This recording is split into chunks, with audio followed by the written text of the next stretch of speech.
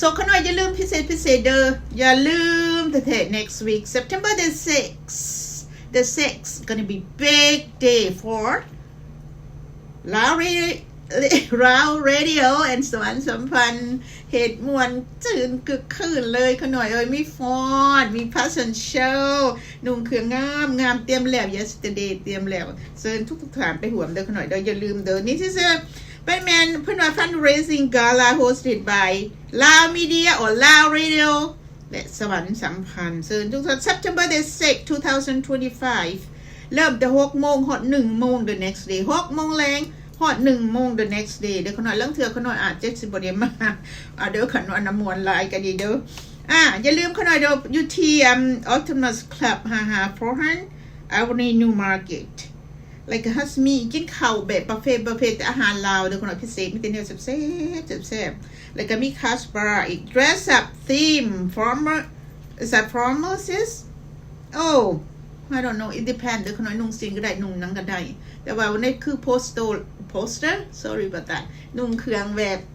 โบราณนี่ but it's okay ขน่อย it depends whatever พี่น้อง comfortable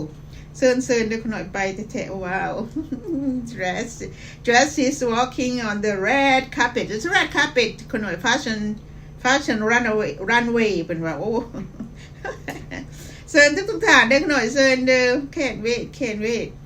so gonna be a lot of singers so มี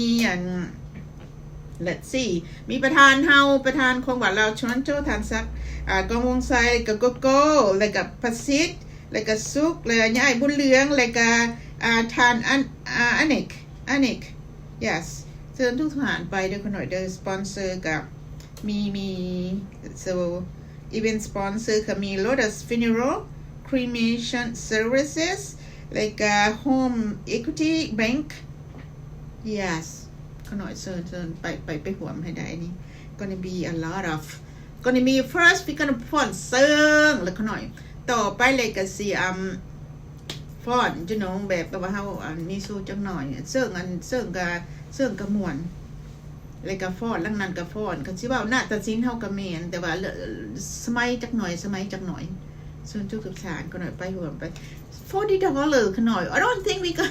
no บ่ว่าหลายตอนนี้ it's $40 ขน่อย so cheap plus you know the food the dance get together กับพี่กับน้องอีก but we know this time พวกขน่อยก็ว่ากันอยู่ we might not get it but just get together we may try next time เด้อขน่อยเด้อถ้าผู้ใดมีเวลาก็ไป support กันอันนี้วิทยุภาษาลาวตุ้ยหูดีตุ้ยหูดีเขาน้อยเห็นมานี่27ปีแล้วเด้อบ่ได้เงินเด้อเขาน้อยตัวเองจ่ายตัวเองบ่เป็นหยังเพราะว่าเว้าอะไรก็เว้าเขาน้อยมักสวยคนลาวเฮามักสวยภาษาลาวเฮานี่อยากให้มีคือเพิ่นเพราะว่าทุกบอนทุกอยู่ไสเพิ่นก็มีแล้วเฮาบ่มีก็คือบ่งามคือว่าเฮาผู้หนึ่งประเทศเฮาผู้หนึ่งประเทศเฮากันใหญ่นึงเนาะเขาน้อยแล้วก็คนเฮาก็หลายนึงแล้วเป็นหยังเฮาสิปุ่มลุมกันบ่ได้จังซั่นก็เลยว่าระยะนี้น้องนุ่งเขาน้อยก็มาซอยหยังเนาะมีคือเขาน้อยว่ามีทุนีมีเรียนมีจินดาน้อยสิว่า at the beginning เนาะอะไรก็มดจูเวียงบุญยงมาสวยเขาน้อยก็ดีใจขอบใจทุกท่านทุกเอื้อยและน้องเนาะอันนี้เนาะอันนี้อันสิเว้าแล้วตุ้ยก็พิเศษเลยอยู่เคียงข้างตลอดตุ้ย all the time แต่อยู่ตะกี้เพิ่นก็แม่นตุ้ย all the time thank you Dosi thank you so much she's my shadow can't do without ตุ้ย no okay ลืมเด้อขน่อยอย่าลืม it's a lot of thing เด้อขน่อย it's a lot of thing going on so after that ขน่อยจิบ่แล้วจังสิว่าเอาคืนใหม่ after that